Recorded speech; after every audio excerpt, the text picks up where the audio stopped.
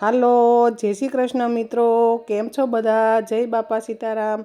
આજે આપણે બનાવવાના છે ફરાળી લાડુ। એના માટે આપણે એક બાઉલ મોરૈયો લઈ લીધો છે। જે બાજુમાં વાટકા પડ્યા છે ને એ પોણો વાટકો મેં મોરૈયો લીધો તો એને દળી નાખ્યો છે। અને આ રાજગરાનો લોટ છે। એક બાઉલ આપણે રાજગરાનો લોટ લેવાનો અને એક બાઉલ આપણે મોરૈયાનો લોટ લેવાનો। એમાં થોડું એવું જ મોણ નાખવાનું, કારણ કે આમાં સિકાશ ન હોય જરીકે આ લોટમાં, એટલે છે ને મોણ વધારે નાખશું તો આપણું છૂટું પડી જાય છે। એટલે 2 ચમચી જ આપણે મોણ એડ કરવાનું છે। અને મોરૈયાનો અને રાજગરાના લોટના ફરાળી લાડુ મસ્ત બનાવીશું। શ્રાવણ મહિનો આજે બેસી ગયો છે એટલે ફરાળમાં બધા ખાઈ શકે। હાલતા ચાલતા તમે એક લાડુ પણ ખાઈ લો અને પાણી પી લો ને એટલે તમને 2 કલાક 3 કલાક ભૂખ ન લાગે એવા લાડુ આપણે બનાવવાના છે। તમે લોકોએ આપણે જે શેરો બનાવેલો તમે ખાધો છે, સુખડી ખાધી છે, પણ લાડુ તમે નહીં બનાવ્યો હોય તો મારી રેસીપીથી તમે એક વખત લાડુ બનાવી જુઓ। જો આપણે પાણી એડ કરીને અને મસ્ત લોટ બાંધી લીધો છે, સરસથી બંધાઈ જાય લોટ। પહેલાં તમને થોડો થોડો ઢીલો રાખશે, પણ 5 મિનિટ તમે રહેવા દેશો ને એટલે સરસ સોફ્ટ થઈ જશે, કારણ કે પાણી પી જાય। એટલે જો આવી રીતના મુઠિયા વાળીને અને તેલમાં તળી નાખવાના છે આપણે મુઠિયા સરસથી। અને તમારે મકાઈનું તેલમાં તળવાના નહીં, તમારે યાદ કરી રાખવાનું, કારણ કે મકાઈનું તેલ હોય એટલે આપણે ખાઈ ન શકીએ ઉપવાસમાં। સિંગનું તેલ એડ કરવાનું, સિંગનું હોય સૂર્યમુખીનું પણ તમે લઈ શકો છો।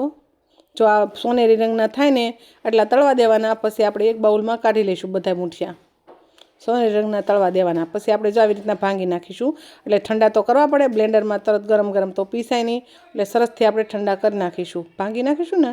ગરમ હોય ને એટલે આપણે દસ્તો લીધો છે એટલે થોડી વાર ફરસી ઠંડા થવા દેવા પડે, મસ્ત ઠંડા। પછી હાથેથી હોતે ને તમે કરી શકશો સૂરણ, એટલે મસ્ત થઈ જાય તો કેમ કે તરત પીલાઈ જાય અને આપણા છે ને અંદર મોટા ખાંગડા રહે નહીં બ્લેન્ડરમાં। એટલે જો આવી રીતના છે ને ક્રશ કરી નાખાશે અને હવે બ્લેન્ડરમાં ક્રશ કરીશું। હવે આમાં બ્લેન્ડર છે ને વ્હાઇટ કલરનું છે, કારણ કે મેં સાકર દળી હતી, આપણે દળેલી સાકર નાખવાની છે। ઘણા એમ કે અમે ગોળ ઉપવાસમાં ન ખાઈ, પણ ગોળ પણ તમે નાખી શકો છો, એમાં ભાવતો હોય ને તો, અને ખાતા હોય ને ઉપવાસમાં તો। જો આવી રીતના છે ને એનું થોડુંક જાડું જ રહે, આપણે દળીને એલચીના દાણા એડ કરી દીધા છે આપણે। એલચીના દાણા કે જાયફળ તમે એડ કરી શકો છો, એ તો આપણે ઉપવાસમાં ખાઈ શકવી। એટલે બ્લેન્ડરમાં હારવાર એડ થઈ જાય ને એટલે તમારે અલગથી ખાંડવા નહીં એમ। જો સરસથી આપણે છે ને પીળી નાખ્યું છે મસ્ત, થોડુંક કડક રહે, થોડુંક કરકરું રહે, કડક નહીં। અને ખાંડ દળી નાખી હતી ને આપણે પોણો બાઉલ ખાંડ એડ કરવાની, એનું ફિક્સ માપ છે, એટલે મસ્ત ગળપણ રેડી થઈ જશે। તમે પોણો બાઉલ ખાંડ એડ કરશો ને એટલે સરસથી ગળપણ એડ મસ્ત થઈ જાય છે એમ, મસ્ત એટલે માપમાં હાવ એમ, બહુ ગળાય નહીં થાય ને બહુ છે ને મોળાય ન થાય એમ, મીડિયમમાં રહે।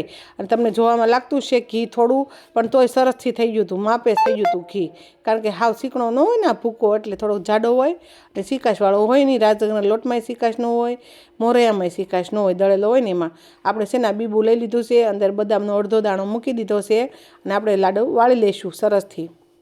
તમને મારા લાડુની રેસીપી કેવી લાગી છે કોમેન્ટમાં લખજો, અને રેસીપી ટ્રાય મારજો। બહુ મસ્ત લાડુ બનાવતા, કોઈ પણ તમારી ઘરે મહેમાન આવે ને ચખાડજો, કોઈ પણ ન કહી શકે કે આ ફરાળી લાડુ છે, એટલા ટેસ્ટી બને છે આ લાડુ।